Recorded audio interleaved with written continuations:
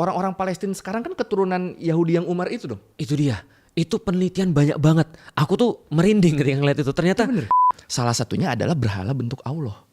ya, Nah, curiosity gua kayak gimana bentuknya? langsung lu cari. Dicari. Setelah ngelihat.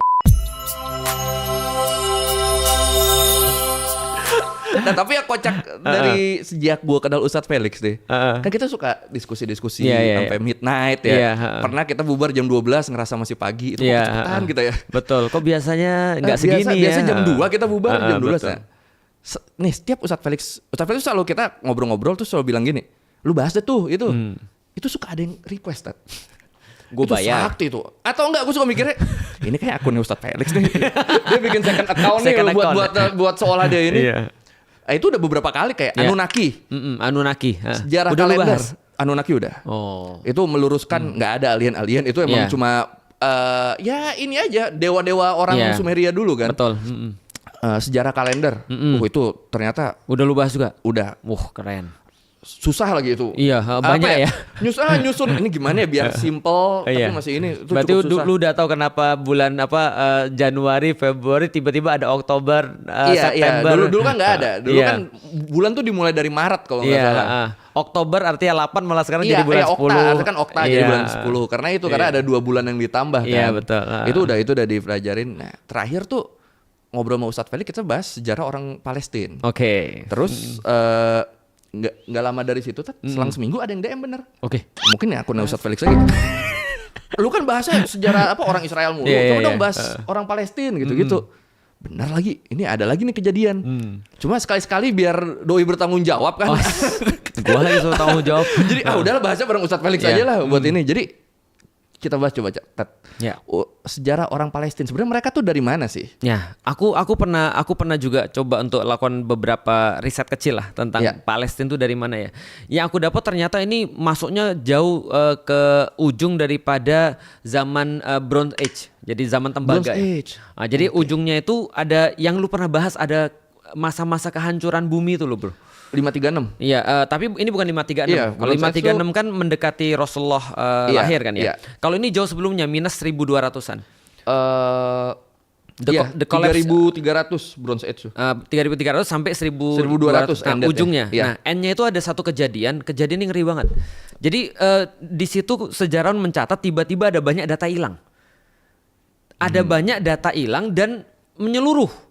Jadi orang-orang bilang ini kayak satu fenomena umum gitu maksudnya. Kayak tiba-tiba data hilang, loncat kemudian peradaban. Void Century kalau di Betul, One Piece. iya Void Century. Tapi ini mereka bilang di sini nih mereka perkirakan karena paceklik udah biasa lah ya. Paceklik karena perubahan alam dan segala macam udah biasa.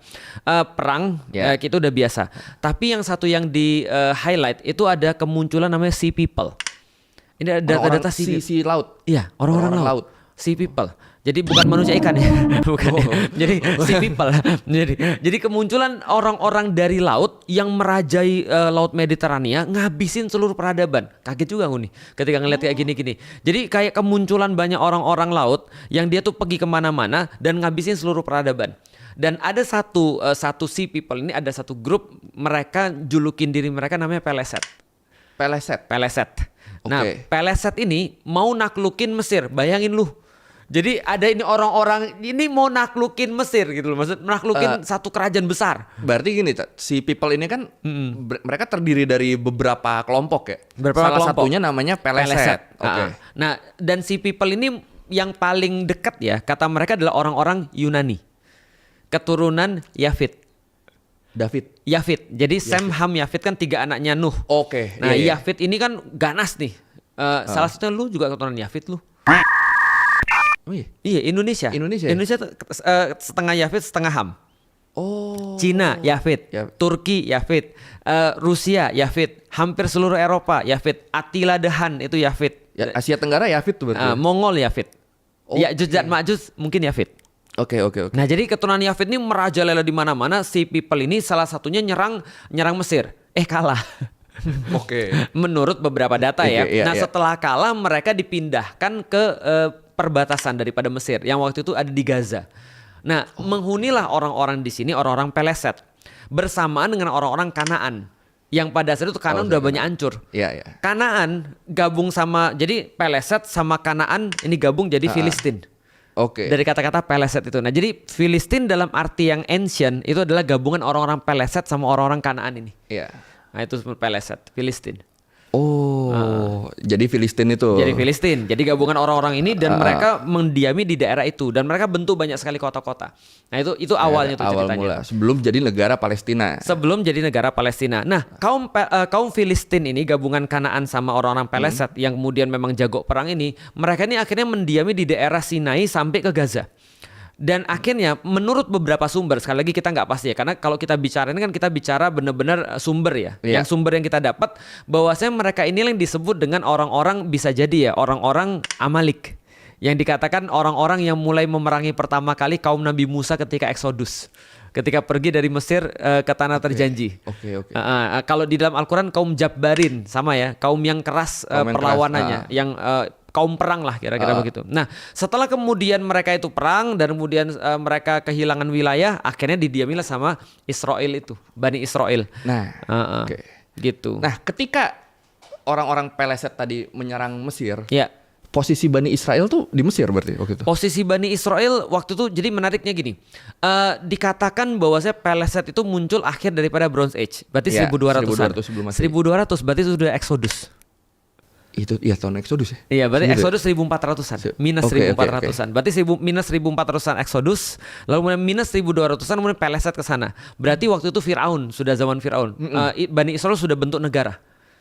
Oke. Jadi mereka tetanggaan sama orang-orang Bani Israel. Jadi gitu katanya sih kaum Amalik juga kaum Peleset itu, tapi wallahualam bisawab kita nggak tahu. Ada yang bilang juga kaumnya Edom. Edom ini keturunan dari Ish bin Ishak. Jadi kayak antum tahu Ishak punya anak namanya Yakub. Ya. Yakub punya kembaran. Nabi juga kan? Nabi Ish. Nabi Ish turun Nabi Ish lahir duluan. Nabi Yakub itu megang tumitnya, dikatakan dalam sejarah. Oke. Makanya namanya Yakub, artinya tumit, megangin tumit. Oh. Karena kembar pasti. Kembar. Iya. Nah, Ish ini punya keturunan namanya Edom. Nah, Edom ini punya dalam tanda kutip dendam terhadap keturunan Yakub atau Bani Israel. Karena dianggap mengambil haknya Ish menjadi nabi. Oh, oke. Harusnya yang jadi nabi Ish. Yakub itu anak kedua. Tapi ibunya lebih senang pada Yakub. Akhirnya jadi. Tapi ini sekali lagi ya bukan cerita Al-Quran ya. Ini cerita ini Bani Israel. referensi sejarah. Nah akhirnya kemudian mereka ketika tuh dengan satu dan lain hal akhirnya yang jadi adalah Yakub. Oke. Maka mereka sangat punya dendam terhadap anak-anaknya Bani Israel. Anak-anaknya Yakub. Nah, jadi akhirnya mereka ketika Bani Israel datang keluar dari Mesir, mereka nyerang. Itu referensi yang lain. Tapi emang Yakub itu nabi dari Bani Israel pertama apa? Enggak kan? Kalau Yakub itu adalah justru bergelar Israel, maka anak-anaknya namanya Bani Israel. Karena dia yang Israel. Dia Israel. Oke. Kalau nabi dari Bani Israel pertama berarti Yusuf. Ya gitu. maksudnya nabi Israel pertama berarti kan? Iya, Israel pertama Yakub, betul. Makanya dari situ lah dimulai dibencinya tuh ya sebenarnya. Benar, karena dia saling berantem. Nah, Peleset di situ, lalu Filistin jadi tetanggaan sama Israel.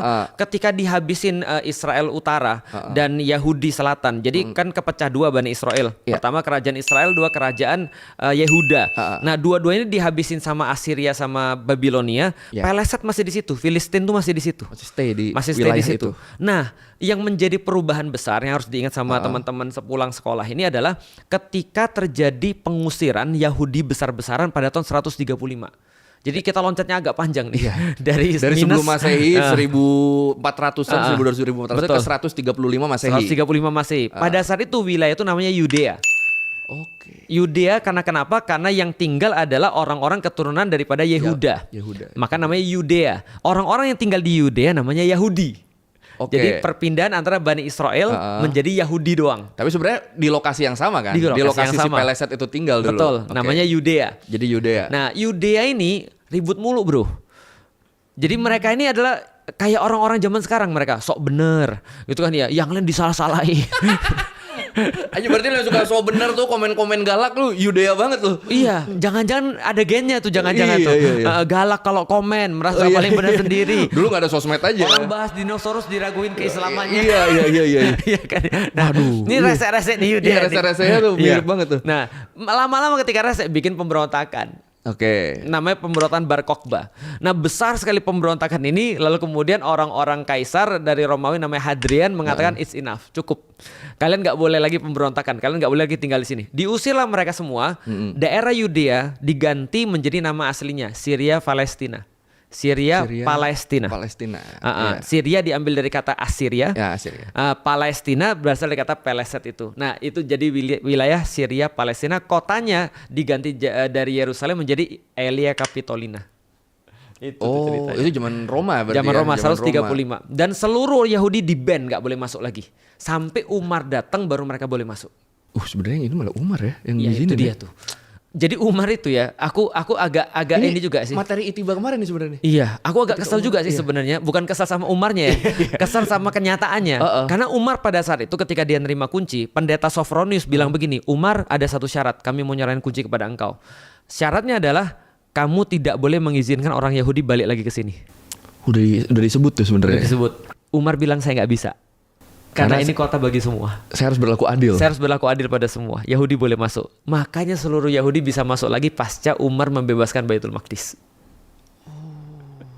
Nah, tetap namanya Filistin. Karena di zaman Rasul Filistin sudah menjadi nama semenjak 135 kan ya dari Hadrian. Nah, tapi berarti kan gini nih. Kan kalau sejarah modern taunya kan Israel tuh kan dari korban-korban Holocaust dulu yang datang kan. Mereka datang. Sedangkan ini kan Umar kan udah membebaskan kan di zaman beliau tuh. Iya, 637. Nah, berarti orang-orang Palestina sekarang kan keturunan Yahudi yang Umar itu dong. Itu dia. Itu penelitian banyak banget. Aku tuh merinding ketika ngeliat itu. Ternyata penelitian dari tahun 2007, 2010, 2012, 2020, 2021 dan segala macam. Semua penelitian gen itu mengatakan bahwasanya mereka punya gen ancient Jewish. Orang-orang Palestina sekarang justru. Jadi mereka lebih Yahudi daripada orang Yahudi Amerika yang pindah ke sono. Yang di Israel sekarang. Jadi mereka bilang ini adalah tanahnya orang Yahudi. Ya itu yang lu bicarain itu. Orang Yahudi semua itu. Emang orang. Ya karena kan kalau logikanya kan ya mereka udah masuk dari Umar datang tuh. Terus mereka menetap di sana. Ini orang-orang sedangkan Yahudi yang nggak sempat pulang mungkin karena udah terlanjur jauh itu mereka yang mungkin nanti ya jadi ini kan. Betul. Ya berarti kan orang-orang Palestina nih darah itu lebih kental ya, darah Yahudinya lebih kental daripada orang yang mengaku Yahudi sekarang. Benar, dan lu jangan lupa loh ketika masanya kekhilafan Umayyah setelah daripada Khulafaur Rasyidin, itu sekitar 70% kalau aku nggak salah Said, itu 70% yang ada di wilayah Syam itu bukan Muslim. Kristen. Jadi 70% itu Kristen. Jadi kita tuh minoritas yang waktu itu adalah memimpin mayoritas. Iya. Jadi artinya di sana tuh juga banyak orang-orang Kristen sampai sekarang. Gitu maksudnya. Dan mereka adalah darah Yahudinya gitu maksudnya. Jadi kalau dikatakan Yahudi yang beneran siapa, ya tes gen lah. Itu menarik sih. Ini buat judul mancing banget nih. Orang Palestina adalah Yahudi asli. Betul. Tapi kan orang Palestina lebih Yahudi daripada Yahudi. Iya. Itu yang penelitiannya ada. Dan penelitian emang kan yang ada.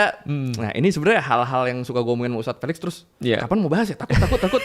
Tapi emang ada penelitiannya Tat. Petinggi-petinggi Israel sekarang itu kan sebenarnya mereka adalah orang-orang kebanyakan Eropa Timur. Betul. Yang convert. Ya sebenarnya nama aslinya nggak ada Yahudi-Yahudinya dan nggak lahir di situ. Misalnya kita mulai dari yang paling terkenal dulu deh. Benjamin Netanyahu. Itu ternyata nama aslinya Benjamin Milekowski. Dari Polandia. Milekowski ya. Iya, nggak ada tuh Yahudi-Yahudinya. Itu kayak orang jualan narkoba kayaknya ya. Ini ya apa sih tukang pukul di film yang orang Rusia gitu, Milekowski gitu. Terus yang paling terkenal lagi misalnya Ariel Sharon yang kemarin. Yang sebelumnya. Nah itu ternyata nama aslinya Ariel Sheinerma. Kayak dari makanan Belarus. Belarus ya. Temennya ini ya Ukraina ya, Belarusia ya. Iya benar temannya Ukraina. Terus yang terkenal lagi misalnya Golda Meir. Itu ternyata nama aslinya Goldy Mabovich. Semuanya Rusia ya? Semuanya kalau beliau Ukraina. Jadi ada yang tadi ada Poland, ada Ukraina, ada mana lagi Belarus. Golda Meir. Terus satu lagi deh misalnya deh. Moshe Sharet. Itu prime minister juga kan? Itu nama aslinya Moshe Shartok. Jauh amat ya. Ukraine. Jadi kayak ini emang yang sekarang ngaku-ngaku penduduk asli itu sebenarnya bahkan harus ganti nama ya. Iya, mereka justru orang-orang yang kebetulan menganut agama Iya. Yahudi di Eropa Timur waktu Betul. itu, orang-orang yang convert, Iya. terus mereka ya terpersekusi lah ya. Akhirnya mereka pulang ke sini ngaku-ngaku orang asli. Iya, aku bisa jadi Felix Ben Iwan. Kan bapakku Iwan namanya. Iya udah Cina Yahudi lagi. Dua kekuatan menyatu ya. Bahaya banget ya. Menyatu. Nah, ini kan fakta ini sebenarnya saya yakin banyak orang kita yang nggak tahu, Tat. Iya, dan lucu banget kan. Iya. Maksudnya ketika dia dipanggil dengan nama aslinya kan orang bahkan nggak tahu itu apa. Iya, loh, itu kan nama Polandia, itu kan Iya. nama Belarus malah Betul. jadi gitu kan. Terus saya jadi ingat ini video kemarin si Hasan JR ya kalau nggak salah ya. Iya, Udah lihat yang belum? Ibu-ibu. Ibu-ibu Iya, iya, iya. senam pakai baju. Aku bener-bener speechless.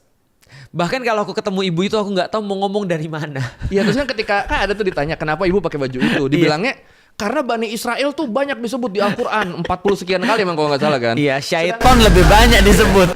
Sedangkan Palestina nggak ada disebut kata dia. Balik lagi Bu, ini seperti teori saya yang dinosaurus tadi. Emang pas Al-Quran turun, negara Palestina emang belum ada Bu.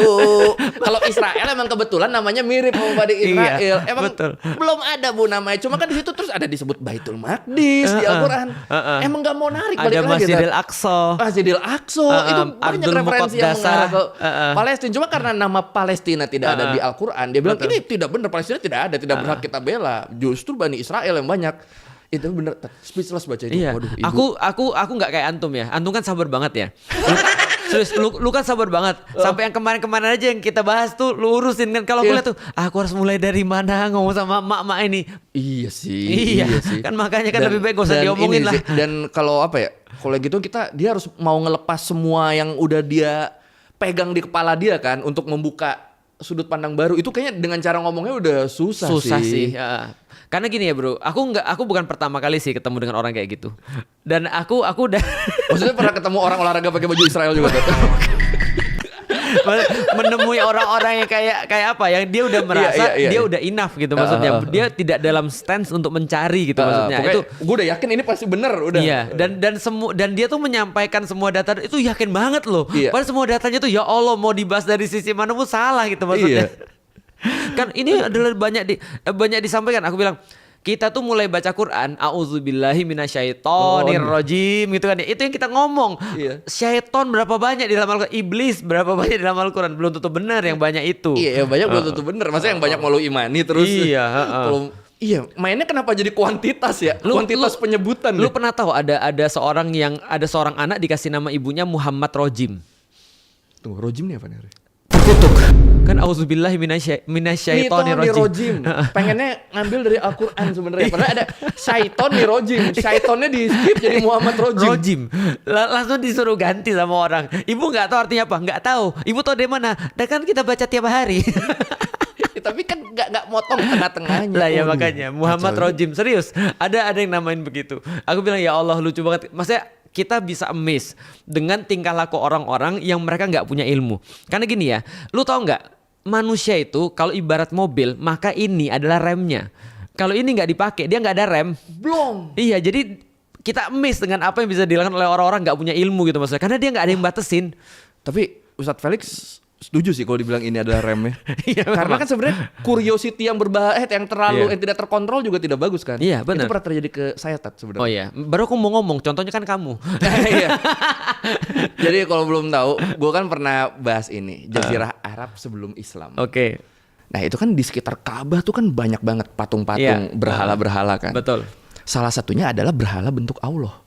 Iya. Nah, curiosity gue kayak gimana bentuknya? Langsung lu cari. Dicari. Setelah ngelihat nyesel Tat. Kayak apa ya? Kayak aduh gue nggak boleh ngegambarin Iya. Allah kayak gini. Iya. Itu cukup lama loh Tat sampai bisa ngelepas image itu. Iya sih. Image apa ya yang Iya. dia mempadankan Iya. itu dengan Allah akhirnya. Itu Betul. curiosity yang tidak Iya. terkontrol juga berbahaya kan, segala sesuatu yang berlebihan nggak bahaya.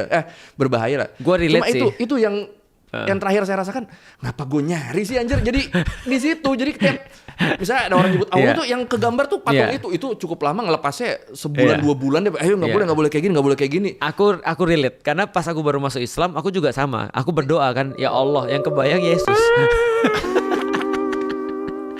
dengan versi yang aku tahu kan gitu kan ya. Iya, karena selama ini kan Tuhan. Jadi ketika kita berdoa ya Tuhan gitu ya, kebayangkan itu kan gitu kan ya. Ya memang cukup lama juga untuk menghilangkan. Seperti ini ya, anak-anak yang nyangka bapak-bapak di buku Iqra itu Allah. Lu pernah tahu gak sih itu? Iya. Iya kan mereka juga harus melepas itu kan. Cuma itu kan anak-anak. Dan ketika mereka sadar, udah bukan. Iya, betul. Ini kan di usia segini. Jadi ketika itu nyesel banget sih. Gue gak akan mendeskripsikan patungnya bentuknya apa. Pokoknya jangan dicari deh bener-bener. Wah, itu malah dicari nih orang. Gimana nih? Jangan. Ingat curiosity yang berlebihan itu juga bahaya. Ingat itu ini adalah rem. Itu bener tuh Ustaz Felix bilang. Betul. Wah, jadi artinya kalau ada orang yang kemudian kayak ibu-ibu tadi, ya udah nggak ada rem sebenarnya. Jadi mau jelasin apapun percuma juga sih. Dia bisa kayak gitu. Dan itu kayaknya Muslim ya ibunya? Muslim gak sih? Kayaknya sih ya dari percakapannya itu. Enggak sama ini, kayaknya kan pakai kerudung ya di kerudung-kerudungan. Ya, kerudung-kerudungan ya. Wah, itu pede banget lagi jelasinnya udah bawa-bawa Al-Qur'an. Makanya kan kalau kita lihat dalam video itu ya. Yang membuat aku putus asa adalah sudah sejauh itu gitu maksudnya. Iya. Jadi omongannya tuh aku udah tahu sedalam apa problematika itu aku udah tahu gitu maksudnya. Jadi aku bilang kalau aku memilih kayak orang silakan ibu senam aja. Cuman aku tinggal lapor polisi aja sih sebenarnya. Karena kan secara aturan kan nggak boleh kan. Nggak boleh. Biar polisi yang menyelesaikan dengan aturan wewenang bukan agama. Iya. Gitu. Apa dia nggak belajar sejarah Indonesia juga ya tentang penjajahan? Dia malah mendukung penjajah sekarang ya gitu. Kayaknya enggak sih dengan dia ngertiin. Iya, orang dengan dia ngitung kuantitas penyebutan di Al-Qur'an juga kayaknya berarti enggak sih. Kayaknya dia enggak peduli sih. Sama kayak orang-orang barat ya. Orang-orang barat kan kadang-kadang ngasih analogi sederhana. Lu nonton Star Wars, lu berpihak pada Resistance. Ya kan? Lu nonton apa lagi? Lu nonton film Runner, lu berpihak pada Resistance. Lu nonton film apa lagi? Avatar. Dan lu bener-bener Avatar biru. Okay. Lu bener-bener berpihak pada orang-orang biru itu ya, yang diperangi itu. Kok tiba-tiba lu nonton di TV lu, tiba-tiba lu pihak Israel, nggak nyambung. Iya. Gitu. Oh iya ya. Karena balik lagi kalau kita nonton kita dianggapnya mihak jagoannya. Ada penjelasannya bagus sih kalau lu mau bahas tentang white supremacy. Aku tahu ini. Jadi bener-bener kita tuh dari kecil udah dididik untuk bener-bener mengutamakan orang-orang putih, kulit putih. Jadi namanya white supremacy dan propaganda white supremacy ini bener-bener masuk dalam perkara-perkara paling kecil. Jadi ini dibahas kemarin sama Trevor Noah ya yang komedian itu ya. Dia bilang kalau ada orang-orang Muslim atau orang-orang Arab, dia kemudian nembak, kalian langsung tanpa ragu bilang teroris. Kalau ada orang-orang kulit hitam berbuat sesuatu yang buruk, misalnya langsung dibilang ini adalah kejahatan kriminal geng, gitu kan ya, bareng-bareng. Tapi ketika ada kulit putih datang ke gereja, nembakin orang, kalian bilang ini adalah sebuah kriminal tertutup yang kebetulan dilakukan oleh orang-orang yang terganggu kejiwaannya. Terus dibilang, kenapa lu nggak bilang teroris? Nggak sampai ke situ sih. Ini terganggu aja kejiwaannya. Terus dia bilang, bukannya setiap teroris itu terganggu kejiwaannya? Iya harusnya. Tapi emang itu jadi double standard akhirnya. Jadi double standard. Nah itu white supremacy. Sama kayak Ukraina. Lu lihat nggak kemarin ketika Ukraina yang dibangun sama media, mereka bilang begini. Inilah mangsa-mangsa keganasan daripada Rusia dan keserakahannya adalah orang-orang Kristen berkulit putih yang sama seperti kita. Tapi kalau begitu orang Muslim, mereka narasinya langsung beda lagi. Mereka layak mendapatkan itu. Memang ini orang barbar yang mereka tuh tidak ada pendidikan, tidak ada kebudayaan dan segala macam. Ya itulah white supremacy. Dan ini terkait perang Rusia Ukraina ini juga agak kocak sih. Orang kalau nonton konten saya ngebahas tentang itu, sikap yang mereka ambil adalah tergantung durasi nontonnya sampai mana. Gue bisa tahu tuh kalau bilang lu terlalu memihak Ukraina, lu antek Amerika 3 gitu. menit berarti. Tapi kalau lu terlalu Rusia, ini agak panjang tapi yang depannya lupa nih kayaknya. Jadi dijudge itu macam-macam, kadang dijudge antek Amerika, kadang dijudge terlalu memihak Rusia padahal lu kan Yahudi. Palestina, gen aslinya. Yahudi kan gak ada masalah. Gen aslinya. Iya, emang itu apa ya? Kan attention span manusia kan makin kesini makin turun kan, apalagi dengan konten-konten yang durasi pendek gitu. Benar. Kan. Umur kreator-kreator durasi panjang tuh kan emang makin terancam sebenarnya kan. Padahal durasi pendek tuh sangat tidak bisa untuk menjelaskan sesuatu yang komprehensif. Iya, benar. Mungkin untuk ngejelasin definisi segala macam bisa lah. Cuma kalau buat ngegali lebih dalam kan susah, tetap butuh yang panjang kan. Masalahnya orang-orang sekarang nih udah ada penelitian juga kan kalau Iya. attention span makin pendek dikasih yang panjang, kadang nggak nonton sepanjang itu, Ya, tapi pengen komen. Sama kayak gini deh. Ada orang nanya sama aku, Ustadz udah gini aja deh, simpel aja deh Ustadz. Penjual Simpel aja. penjual ST Ustadz. Ustadz bilang itu benar atau salah? Sebentar kita lihat dulu. Enggak gini. Yes or no? Udahlah pulang aja. Iya kadang suka gitu yes or no. Kita nggak bisa main yes or no nih. Iya. Karena harus ada penjelasannya dulu buat tahu sikap kita. Iya Ada benar. yang bisa yes or no. 3 tambah 3 6 yes or no. Yes. Kan gitu kan Jadi, ada. percaya apa enggak? Percaya apa enggak? Iya, Ya, bilang kayak- percaya apa enggak? Ya tunggu nih harus ada. Iya. Kayak gini loh, misalnya kalau saya ditanya, percaya alien apa enggak? Nggak bisa gue cuma bilang gue percaya enggak. Iya. Karena Kita apa? Definisikan Definisi dulu alien tuh apa? Karena saya sampai sekarang termasuk orang yang tidak percaya alien dalam bentuk peradaban, Betul. punya UFO segala macam. Tapi alien-alien lain kayak bakteri di Mars itu Iya. juga kan alien. Dan kita kan juga alien. Diturunkan ke bumi. Kita kan Iya. bukan penduduk asli. Homo sapiens sapiens tuh Iya, alien. alien. Penduduk asli tuh Neanderthal. Iya, Gitu-gitu. hominins itu adalah Hominids, alien. Iya, Kita juga. betul. Ya jadi itu makanya kalau percaya alien apa enggak? Tunggu nih, gue nggak bisa main percaya nggak percaya Iya, enggak. Harus definisiin dulu. Nanti kalau gue bilang percaya, dianggapnya gue percaya alien yang di film yang punya itu. Ya udah sederhana aja. Lu kalau percaya dinosaurus lu nggak percaya Quran, iya atau enggak? Iya. Lah itu, gimana dia yang tuh. buat pertanyaan sendiri kita suruh jawab. Iya, kayak ini lama-lama kayak Mama Gufron kalau habis ngomong ya. Betul atau tidak? Selalu ada gitunya kan. Minta ini ya kan. Iya, Minta konfirmasi, minta validasi. validasi. Betul atau tidak? Kan orang bilang tidak, kan nggak mungkin. Nggak mungkin. Iya, betul-betul dulu aja deh Iya. yang jawaban ininya. Aduh. Tapi berarti kalau menurut Ustadz Felix, Iya. apa yang harus kita lakukan khususnya sebagai muslim nih agar minimal bisa mendekati kejayaan muslim di masa lalu dalam hal sains lah. Ya, menarik banget ketika Allah tuh memulai justru dengan Iqra. Allah tuh mulai agama bener-bener dengan tanpa komitmen. Oke. Jadi kayak kalau aku bayangin kayak gini ya, kalau kita pergi ke toko, lalu kemudian kita ngeliat-liat tiba-tiba ada yang datang lalu bilang ada yang bisa saya bantu, itu aku agak males tuh. Bener loh. Kita malah kalau lihat di toko terus ada nyari apa kak? Ini Iya. malah nggak nyari apa-apa. Dan mendingan dia cuma nanya gitu, dia nungguin, Iya. kayak berharap ditanya gitu. Atau ini apa curiga gue maling? Iya kan? Iya. Kayaknya lebih ke situ sih Jadi kalau ada- lu. Iya, iya sih. Kalau gua Iya, kan Cina. Iya bener. Double standar. China Iya. supremasi Iya. ada di sini. Chinese supremacy. Chinese supremacy. Nah, jadi kan ketika kita ditanyain, kita harus kayak komitmen, harus kemudian kayak ada konsekuensi, kita kan cenderung malas. Iya. Tapi Allah cuma berkata di dalam Al-Qur'an, Iqra bismi rabbikal ladzi khalaq. Allah kayak bilang, udah lihat-lihat dulu aja. Terserah kalian. Nanti kalau kalian oke baru datang ke sini. Ini kan kayak nggak ada komitmen loh di dalam Dibebaskan Iqra. ya. Coba lihat dulu aja. Fleksibilitasnya Mungkin banyak. cocok. Mungkin cocok dan segala macam. Nah, artinya adalah Allah minta kita untuk benar-benar memanfaatkan conscious kita dan awareness kita dan curiosity kita untuk benar-benar kita nyari sendiri. Karena ada banyak hal, Bro, yang kalau kita nggak nyari sendiri kita dikasih tahu itu mental. Nah, itu di dalam Islam tuh. Nah, berarti ketika di dalam Islam kita disuruh nyari sendiri, bahkan Allah tantang hata burhanakum, ayo bawa proof kalian supaya kita tuh benar-benar tahu. Gitu maksudnya, tahu dengan apa yang kita yakini gitu maksudnya. Nah, sikap yang kayak gini akan memunculkan ke depannya adalah berhati-hati. Berhati-hati banget. Ada rem. Berhati-hati. Dia khawatir dengan pemahaman dia benar atau salah. Maka Imam Syafi'i yang sudah mencapai puncak keilmuan pada saat itu, dia berkata, Syafi'i benar tapi masih mungkin salah. Pendapat saya benar tapi masih mungkin salah. Pendapat yang lain salah tapi bisa jadi benar. Nah, itu adalah sikap orang yang belajar. Kecuali lu nabi. Oh. Makanya itu lagi balik lagi. Bukan lagi. Nah, sayangnya Sayangnya bukan lagi. Jadi Jadi- harusnya ini jadi harus selalu menyajikan proof. Mau Benar. nggak mau karena bukan nabi. Dan problemnya adalah itu yang menjadi sesuatu hal yang menyebabkan kaum muslimin terpecah belah. Oke. Karena mereka mengangkat ucapan ulamanya menjadi ucapan seperti nabi. Nggak ada salahnya. Wah iya. Yang bertentangan dosa. Itu masalahnya tuh. Iya bener-bener karena ini kata siapa? Kata Ustadz ini. Kalau lu ngebantah berarti lu Dosa. ngelawan Islam. Jadi Betul. bener, padahal bukan nabi. Nah, itu. Karena Imam Syafi'i aja dia bilang kalau diri dia masih sangat mungkin salah ya. Karena dia manusia. Ini Jadi sikap mental itu datang daripada pemahaman agama yang benar. iya. Makanya menurutku ya, coba lihat ketika Rasulullah mendakwai para sahabat. Yang pertama kali didakwai adalah Abu Bakar. Khadijah. Dari kalangan laki-laki adalah Abu Bakar. Kita sempat bertanya-tanya, kenapa Abu Bakar? Karena Abu Bakar dari awal udah mikir.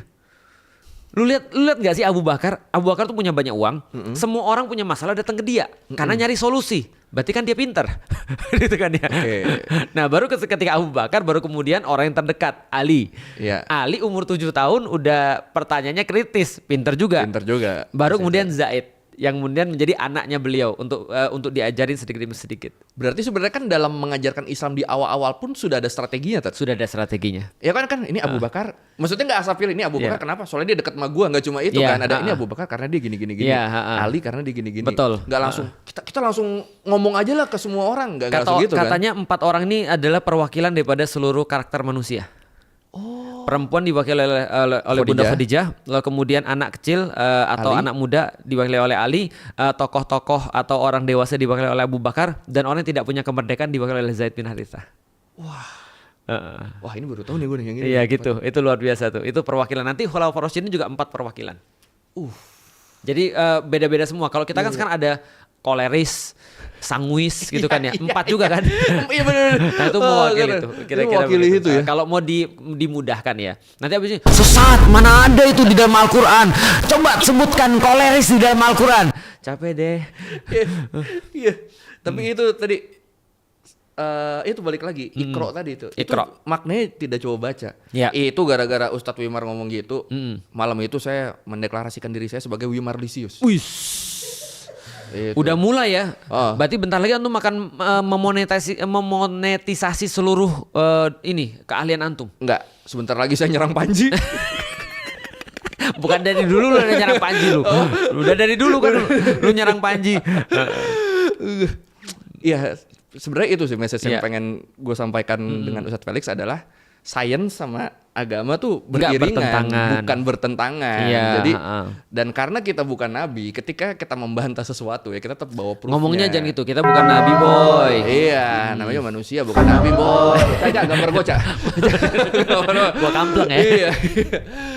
Itu sih, semoga dari sini jelas semuanya. Thank you Ustadz atas waktunya. Dan aku juga mau ngasih tahu pada semua orang. Jadi gini, kita tuh perlu tahu bahwa kalau kita mau dakwahin Islam, yang dilihat itu bukan mulut kita dulu, tapi sikap kita dulu. Nah artinya jangan sampai kita tuh merasa bahwa ketika kita sudah taruhlah yang kita yakin itu adalah sebuah kebenaran, taruhlah bukan itu yang didengar sama orang. Orang terlalu sibuk untuk ngelihat kita sampai-sampai kuping mereka tuh nggak sempet tuh dengerin apa yang kita omong. Nah artinya kalau sikap kita sudah nutupin apa yang kita omong, sampai kapanpun orang nggak akan terima. Itu kenapa ketika gue membahas yang sesuatu berhubungan dengan Islam, gue ngajak Felix Xiao. Karena kalau gue sendiri, sikap gue sepertinya akan menjadi counter ke diri sendiri. Lu ngomong gitu, lu lihat dong ngaca. Makanya saya bawa Ustadz Felix ke sini karena silakan dibantah. Aku dibantah, aku langsung bilang kayak tadi, kayak ibu-ibu teh, aku diam aja lebih baik. Mantap Bu, saya salut sama semangatnya. Iya, tapi kalau bisa sih belajar lagi Bu ya. Ya udah, thank you Tat ya. Ya baik, monggo. Oke. Makasih bro. Thank you. Pasti banyak yang minta sama Ustadz Felix lagi dong gitu. Cuma kita keliling dulu yang nggak tahu kapan. Nanti kita kolaps. Sama kita rencana kolaps yang tadi Ramadan. Yang tadi nantiin kolaps kita nanti sama orang-orang orang-orang yang liberal yang lain. Yang ini nggak bisa berhenti mikir juga otaknya. Nggak bisa berhenti mikir, betul. Iya. Yang remeh agak blong. Udah kalau gitu, thank you semuanya ya. Jangan lupa like, comment, subscribe. Bye. Kali-kali diriku kau hujat, padahal ini semua kodrat.